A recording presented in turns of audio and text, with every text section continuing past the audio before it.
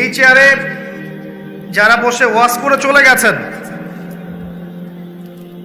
এখানে বসার যোগ্যতাও আমার নাই। উমর রাদিয়াল্লাহু আনহু যখন খেলাফতের দায়িত্ব পেয়েছেন, সিঁড়ি আছে মেম্বরে, তিনি প্রথমে উপরের সিঁড়িতে উঠে গিয়েছেন।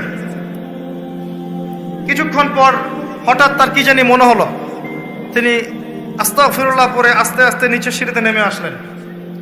নেমে এসে শেষের সিঁড়িতে এসে বসেছেন। বসে বলছেন যে প্রথম উপরের সিঁড়িতে দাঁড়িয়েছিল রাসূলুল্লাহ সাল্লাল্লাহু আলাইহি ওয়াসাল্লাম, নিচেরটাতে দাঁড়িয়েছিল আবু বকর সিদ্দিক রাদিয়াল্লাহু আনহু। আমি এখানে বসার জন্য নিজেকে যোগ্য মনে করলাম না, তাই আমি শেষের সিঁড়িতে এসে বসেছি।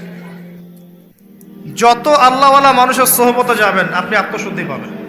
তাদের সোহবতে যান যাদের ভিতর অহংকার নাই, তাদের সোহবতে যায়েন না যাদের ভিতর জ্ঞানের অহংকার আছে।